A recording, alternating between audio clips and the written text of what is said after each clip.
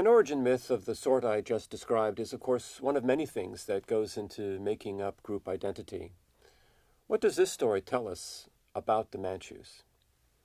Well, we get the idea of an ancestor with supernatural capabilities, born to a goddess, able to bring peace to a group of people in trouble.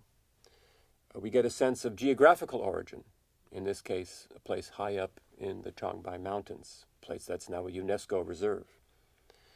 In fact, this place became so important to the dynasty that after the Qing was founded, the emperor sent a group of men up to map the whole place and chart it. He wrote poems about it, sacrifices were performed to the mountain. And later in the Qing, many Manchus continued to identify themselves as old man of the Changbai or something like that, even though they might never have been anywhere near these mountains. So this myth continued to serve for a long time as an important marker of Manchu identity. I'm calling it a myth, but in fact it's not entirely without its historical background. We do have a record of a Jurchen tribesman named Fancha from around the year 1412, who led his people away from the Changbai Mountains, away from the Korean border, a little bit to the west, to settle at a place called Chetu Ala, where we know that later on the Qing began its development. These sources also indicate that among Fancha's later descendants were indeed the immediate ancestors of the Qing founder, Nurhaci. The place where Fancha eventually settled was within the lands that the Ming governed, this military region in the northeast.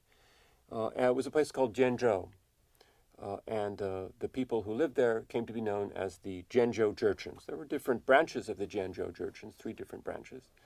There were rivalries between them, as we might expect. Fancha pledged his loyalty to the Ming emperor. He was confirmed as the leader of the left branch of the Jianzhou, and his descendants inherited this position for more than a century.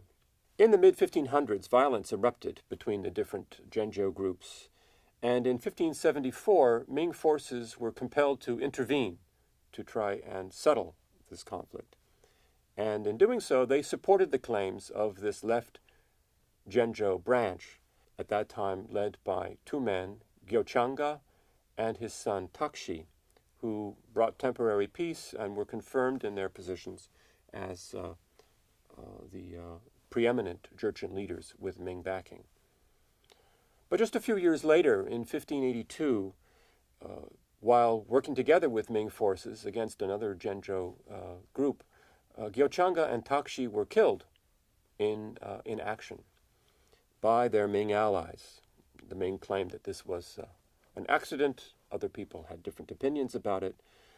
The result was that it gave an opening to the enemies of the left Jianzhou to assert their supremacy, and it put the son of Takshi in a very weak position. But within a couple of decades, this son of Takshi had emerged from the crisis as the strongest figure in the entire region. And all the different Jurchen groups, and even some Mongols, had begun to coalesce under him into a single military and political entity.